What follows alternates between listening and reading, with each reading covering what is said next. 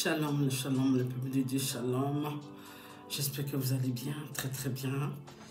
Nous y sommes à notre rendez-vous de lire la Bible ensemble afin d'acquérir les connaissances que Dieu dit ses enfants meurent, manquent de connaissances. Effectivement, le Père nous demande que ce livre de loi ne s'éloigne pas de nous, afin de connaître les règles, les préceptes, les interdictions, les commandements de Dieu, afin que l'ennemi ne puisse pas nous avoir. Amen. Sans tarder, nous allons prier pour remercier le Père de permettre ce moment. Père, merci pour ce moment que tu as permis, que tu as accordé d'être dans ta présence, Père. On vient au nom de Jésus, Père, afin que, Père, tu nous instruis, que tu illumines notre intelligence, afin de comprendre ta parole, afin de le garder en nous, Seigneur. Merci, Père, merci, mon roi. Ainsi, j'ai prié, Père, mon roi, dans le nom de Jésus. Amen, amen et amen. Alléluia, amen. Alors, nous allons continuer notre livre de Josué qu'on a commencé le week-end passé, le sabbat passé. Donc, chaque sabbat, nous prenons deux livres, deux pages dans le livre de Josué, comme dans tous les livres que nous allons rencontrer au fur et à mesure jusqu'à ce qu'on va finir la Bible. On va prendre chaque sabbat deux pages, on lit ensemble et on comprend ce que le Père nous dit, ce que nous devons faire et ce que nous ne devons pas faire. Amen. Alléluia. Sans tarder, bénissons la parole de Dieu. Commençons. Saint-Esprit, sois avec moi. Voici les nations que l'Éternel laissa pour éprouver par elles Israël, tous ceux qui n'avaient pas connu toutes les guerres de Canaan. Il voulait seulement que les générations des enfants d'Israël commusent et apprissent la guerre, ce qui ne l'avaient pas connu auparavant. Ces nations étaient les 5 princes des Philistins, tous les Cananéens, les Sidoniens, les Héviens, qui habitaient la montagne du Liban, depuis la montagne de Baal-Hermon jusqu'à l'entrée de Hamath. Ces nations servirent à mettre Israël à l'épreuve, afin que l'Éternel sût s'il obéirait au commandement qu'il avait prescrit à leur père par Moïse. Et les enfants d'Israël habitèrent au milieu des Cananéens, des Héthiens, des Amorains, des Phéréziens, des Héviens et des Jébusiens. Ils prirent leurs filles pour femmes. Ils donnèrent à leurs fils leurs propres filles. Et ils servirent leur Dieu. Les enfants d'Israël firent ce qui déplaît à l'Éternel. Ils oublièrent l'Éternel et ils servirent les Baals et les idoles. La colère de l'Éternel s'enflamma contre Israël et il les vendit entre les mains de Cushon, Rishadaïm, roi de Mésopotamie. Et les enfants d'Israël furent asservis 8 ans à Cushon, Rishadaïm. Les enfants d'Israël crièrent à l'Éternel, et l'Éternel leur suscita un libérateur qui les délivra, Omnial, fils de Kenaz, frère cadet de Caleb. L'esprit de l'Éternel fut sur lui. Il devient juge en Israël. Et il partit pour la guerre. L'Éternel livra entre ses mains Cushon, Rishadaïm, roi de Mésopotamie, et sa main fut puissante contre Cushon et Rishadaïm. Le pays fut en repos pendant 40 ans. Et Omnial, fils de Kenaz, mourut. Les enfants d'Israël firent encore ce qui déplaît l'Éternel. Et l'Éternel fortifia Églon, roi de Moab, contre Israël, parce qu'ils avaient fait ce qui déplaît à l'Éternel. Églon réunit à lui des fils d'Amon et les Amalécites, et il se mit en marche et bâtit Israël. Et ils s'emparèrent de la ville des palmières. Et les enfants d'Israël furent asservis 18 ans à Églon, roi de Moab. Les enfants d'Israël crièrent à l'Éternel, et l'Éternel leur suscita un libérateur, Éhud, fils de Guéra, benjamite, qui ne se servait pas de la main droite. Les enfants d'Israël envoyèrent par lui un présent à Églon, au roi de Moab. Éhud se fit une épée à 2 tranchants, longue d'une coudée, et il la ceignit sous ses vêtements au côté droit. Ils offrirent le présent à Églon, roi de Moab. Or, Églon était un homme très gras. Lorsqu'il eut achevé d'offrir le présent, il envoya les gens qui l'avaient apporté. Et il revient lui-même depuis les carrières près de Gilgal, et il dit: « Ô roi, j'ai quelque chose de secret à te dire. » Le roi dit: « Silence !» Et tous ceux qui étaient auprès de lui sortirent. Éhud l'aborda comme il était assis seul dans sa chambre d'été, et il dit: « J'ai une parole de Dieu pour toi. » Églon se leva de son siège. Alors Éhud avança la main gauche, tira l'épée de son côté droit et la lui enfonça dans le ventre. La poignée même rentra après la lame, et la graisse se referma autour de la lame, car il ne retira pas du ventre l'épée qui sortit par derrière. Éhud sortit par le portique, ferma sur lui les portes de la chambre haute et tira le verrou. Quand il fut sorti, les serviteurs du roi virent et regardèrent, et voici les portes de la chambre haute étaient fermées au verrou. Ils dirent: « Sans doute il se couvre les pieds dans la chambre d'été. » Ils attendirent longtemps, et comme il n'ouvra pas les portes de la chambre haute, ils prirent la clé et ouvrirent, et voici leur maître était mort, étendu par terre. Pendant leur délai, Éhud prit la fuite, dépassa les carrières et se sauva à Séira. Dès qu'il fut arrivé, il sonna de la trompette dans la montagne d'Éphraïm. Les enfants d'Israël descendirent avec lui de la montagne, et il se mit à leur tête. Il leur dit: « Suivez-moi, car l'Éternel a livré entre vos mains les Moabites, vos ennemis. » Ils descendirent après lui, s'emparèrent des gués de Jourdain vis-à-vis de Moab, et ne laissèrent personne.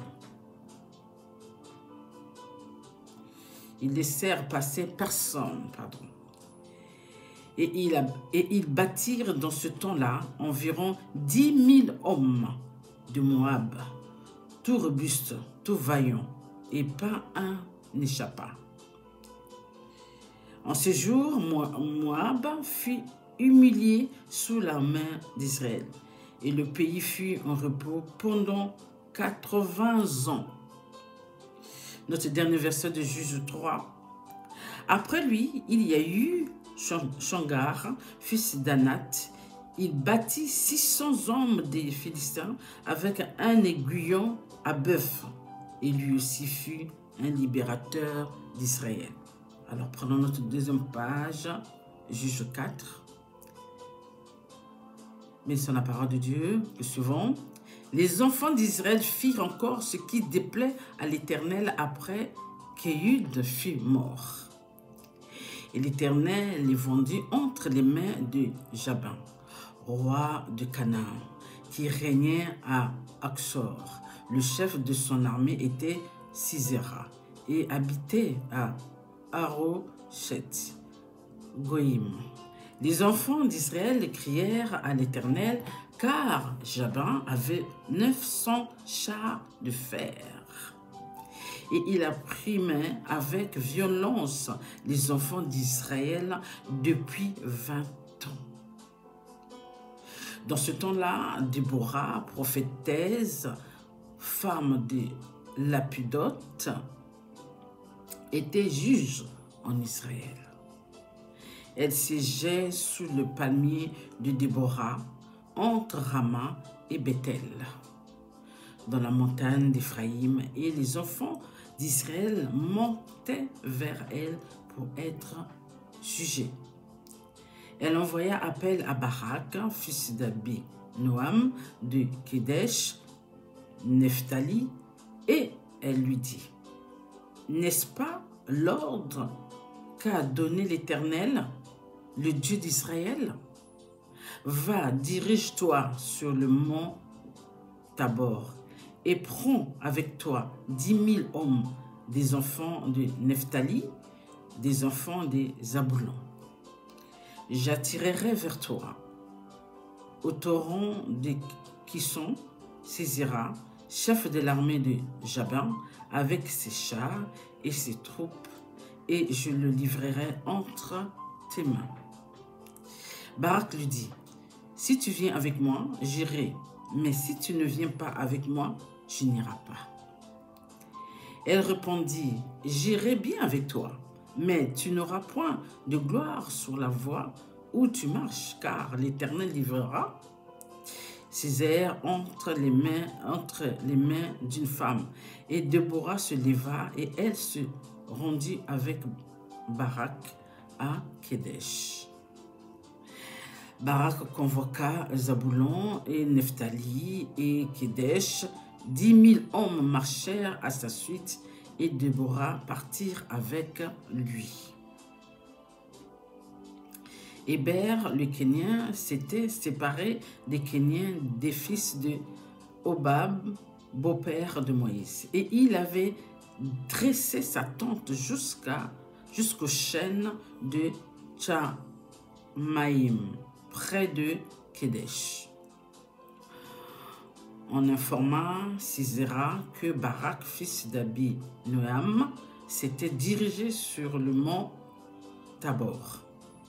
Et depuis Harosheth Goïm, Sisera rassembla vers le torrent des Kishon tous ses chars, 900 chars de fer et tout le peuple qui était avec lui. Alors Déborah dit à Barak, « Lève-toi, car voici le jour où l'Éternel livrera Sisera entre tes mains. L'Éternel ne marche pas-t-il pas devant toi? » Et Barak descendit du mont Tabor, ayant 10 000 hommes à sa suite. L'Éternel mit en déroute devant Barak par le tranchant de l'épée Sisera, tous ses chars et tout le camp. Sisera descendit de son char et s'enfuit à pied. Barak poursuivit les chars, l'armée jusqu'à Harosheth Goïm, et toute l'armée de Sisera tomba sous le tranchant de l'épée sans qu'il en restât un seul homme. Sisera se réfugia à pied dans la tente de Jaël, femme de Héber, le Kénien, car il n'y avait pas entre Jabin, roi de Axor, et la maison de Héber, le Kénien. Jaël sortit au devant de Sisera et lui dit, « Entre, mon Seigneur, entre chez moi, ne crains point. » Il entra chez elle dans la tente et elle le cacha sous une couverture. Et il lui dit, « Donne-moi, je te prie, un peu d'eau à boire, car j'ai soif. » Elle ouvrit l'autre du lait, lui donna à boire et le couvrit. Et lui dit encore, « Tiens-toi à l'entrée de la tente, et si l'on vient t'interroger en disant, « Y a-t-il ici quelqu'un ?» tu répondras, « Non. » Jaël, femme d'Héber, saisit un peu de la tente, prit en main le marteau, s'approcha de lui doucement et lui enfonça dans la tempe le pieu qui pénétra en terre et y était profondément endormi et accablé de fatigue, et il mourut. Quand Barak poursuivait Sisera, Jaël sortit à sa rencontre et lui dit, « Viens, je te montrerai l'homme que tu cherches. » Il entra chez elle, et voici Sisera était étendu mort, le pieu dans la tempe. Notre avant-dernier verset, Josué 4, verset 23. En ce jour, Dieu humilia Jabin, roi de Canaan, devant les enfants d'Israël. Notre dernier verset. Et ce jour, Dieu humilia Jabin, et la mère des enfants d'Israël s'appesantit de plus en plus sur Jabin, roi de Canaan, jusqu'à ce qu'il eût exterminé Jabin, roi de Canaan. Bénissons la parole de Dieu. Alléluia. Amen. Alors, comme nous pouvons le constater, comme on a bien compris, vous voyez que les enfants de Dieu, les descendants de nos ancêtres, après tout cela que Dieu a marché avec eux, voilà, et eux, ils ne connaissaient pas la guerre. Ils n'ont jamais vu des prodiges, ni des signes du Père, tout ce que le Père a fait avec leur Père. Alors, le fait d'être au milieu de ce peuple qui les entourait, ils ont commencé à adorer les dieux des autres tribus. Or, ce n'était pas le cas par rapport à leur père. D'où le Père dit la génération, la génération à l'époque qui était avant le Père, qui a eu des prodiges, lorsque Joseph était là, ils sont plus durs, plus désobéissants que leur père. Ils sont rebelles. Et quand le Père a su ça, qu'il adorait d'autres dieux, le Père s'est enflammé.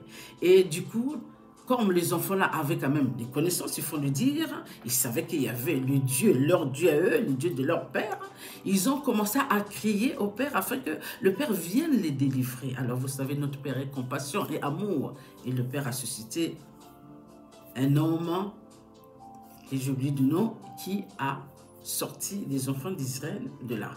Et en continuant toujours à marcher avec le Père, ils ont encore répété encore une deuxième fois, ils ont encore allé encore, alors, adorer encore d'autres dieux. Et le Père s'est encore enflammé pour une deuxième fois. Et les enfants d'Israël, comme ils avaient compris que le Père est leur Père, que le Père pouvait venir, ils ont crié vers le Père et le Père revenir. Et notre Papa est compassion et amour encore les a sauvés. Et pour dire quoi? Dieu est amour, Dieu pardonne. C'est vrai que on fait beaucoup d'erreurs, on pose des actes qu'il ne faut pas poser. Mais le Père nous dit ceci, venez avec tous vos fardeaux, repentez-vous, sanctifiez-vous. Si vous demandez pardon, j'efface tout. Et pourquoi Dieu nous demande de se repentir, de se sanctifier? Parce que les actes que nous posons, si nous ne reconnaissons pas vers le Père en disant, Père, pardonne-moi, je reconnais que j'ai fait ceci, j'ai posé des actes qu'il ne fallait pas poser, je te demande pardon, papa, recommence avec moi, efface toutes mes iniquités. Le Père le fera, parce que le Père vous aime, parce que le Père nous aime. Le Père ne peut pas nous laisser si nous venons vers lui demander pardon. Si nous venons vers lui en lui demandant au secours, comme les enfants d'Israël ont fait avec le Père, quand ils ont su qu'ils ont faussé, ils sont revenus vers le Père en disant « Père, au secours ». Ils ont crié afin que le Père vienne les sauver. Et le Père a exaucé. Encore une fois, il a encore envoyé un homme pour venir les sauver. Alors, à plus forte raison, nous, notre génération aujourd'hui, comme le Père dit, repentez-vous. Effectivement, quand vous vous repentez de ce que vous avez fait, des actes que vous avez posés, Dieu efface tout ça. Dieu ne va plus penser à cela. Mais si on est rebelle, on continue dans le mauvais chemin, et puis on ne reconnaît pas la grandeur du Père, on ne reconnaît pas que c'est lui-même qui nous a créés, que nous devons revenir vers lui, et c'est lui-même qui va nous pardonner. Oui, c'est le seul. Il n'y en a pas deux. Père, pardonne-moi. Père, je te demande de recommencer avec moi. Je te demande de m'aider, de ne pas marcher sur le chemin que tu as dit non, que je marche sur le chemin que tu as dit oui. Amen. Voilà. C'est ce que Dieu veut. Maintenant, si nous n'obéissons pas, nous faisons qu'à notre tête, on oublie le Père, on fait semblant que le Père n'est pas là, comme David. Regardez l'histoire de David avec Uri. Qu'est-ce que David a fait? David a tué Uri à cause de sa femme. Et les conséquences, Dieu l'a dit. Dieu n'a pas vu que David était son roi, parce que ce que David a fait, c'était pas bon. Dieu a déclaré la parole dans la maison de Dieu. Et ça a porté le malheur à David. Dieu a perdu ses 2 fils. À cause de l'esprit de mort que Dieu avait déclaré dans la maison de David. Alors pensez-y. On pose des actes, mais c'est les enfants qui payent. D'où le Père a dit génération en génération. Alors, protégez vos générations. Protégez, je lui dis pardon, nos descendants, vos descendants. Parce que les actes que nous posons, ça porte malheur. Si nous ne revenons pas vers le Père, vous ne le vivez pas peut-être comme il faut. Parce que David l'a vécu en live, il a vu ses enfants se entretuer. Des choses qui sont interdites étaient dans la maison de David. Vous voyez? Alors si on lit la Bible, il y a des cas comme ça. Lorsqu'on désobéit, il y a des conséquences. Peu importe ce que nous faisons, peu importe ce que nous allons faire. Si nous ne faisons pas comme le Père demande, il y aura des conséquences. N'écoutez pas ceux-là qui disent non, nous sommes dans le moment de grâce, donc on peut tout faire, rien ne va nous arriver, rien ne va nous impacter. C'est faux, archi faux. Ça va vous impacter. Tout cela qui désobéit au Père, tout cela qui font des choses que le Père a dit non, ça va tomber sur vous et vos descendants de pire. Ce qui me fait mal quand je suis dans ce passage de David. C'est des enfants qui sont innocents, qui payent, comme les enfants de Saul, pareil. Saul a tué les autres tribus, et les autres tribus là, qui avaient des liens avec, ils ont pleuré devant le Père. Le Père a arrêté tout ce qui poussait pour leur faire nourrir. Il y avait la famine en Israël. Mais quand David a vu ça, a demandé au Père, mais qu'est-ce qui se passe? Le Père a dit à David, c'est parce que Saul, à l'époque, il était chef, il a tué vos frères. Il y avait les ensemble. Il a tué votre frère qu'ils ont lié devant le Père. Le serment devant le Père que c'est nos frères maintenant. Donc si tu n'arranges pas ce problème, il y aura la famille qui va continuer. Pourtant, ils ne sont pas des Israélites. Ils sont liés par le serment avec les anciens à l'époque. Mais quand Saul est rendu, il a fait quoi? Il commençait à poursuivre ces tribus parce qu'ils n'étaient pas les Israélites du sang. Mais ils avaient le même part avec le Père. Ils étaient des frères et sœurs. Son acte a fait qu'on a tué ces 8 enfants, les 8 hommes, les 8 garçons de Saul. Vous voyez? Tout ça pourquoi? L'acte que Saul a posé, c'est ses enfants qui ont payé cher. Et lui-même, bien sûr. Et David, c'est ses enfants payés. Et lui-même aussi, à un moment, c'est la souffrance, n'est-ce pas? De voir tes enfants mourir comme ça parce que le Père a décrété, a déclaré. Alors faisons attention à nos actes. C'est très important. Oui, nous sommes dans la grâce. La grâce, ça ne veut pas dire de faire du mal, de poser des actes que nos enfants vont payer. Parce que ceux qui vont le payer vont plus fort. C'est ça, il faut lire la Bible. Amen. Je vous aime, que Dieu nous épargne de ça. En tout cas, si vous avez posé des actes que vous savez que ça vous portera préjudice, que ça vous portera de malheur et que ça va suivre vos descendants, alors repentez-vous, demandez pardon à Dieu. Sanctifiez-vous. Que Dieu vous aide, que le Seigneur vous aide. Alors, quand vous allez vous repentir, c'est entre vous et le Père. Nous, on ne sera pas là, personne. Vous fermez votre chambre. Comme lorsque vous priez, vous parlez au Père. Si vous voulez pleurer, pleurez. Que le Père vous pardonne. Et ne recommencez plus jamais. C'est ça le problème. Demandez au Père de vous aider à ne plus recommencer sur ce chemin. Amen. Sur ce, je vous aime. Allez, Soyez bénis abondamment. Que Dieu vous aide, qu'il vous donne le courage de se repentir et de se sanctifier. Amen. Allez, bye, bonne soirée.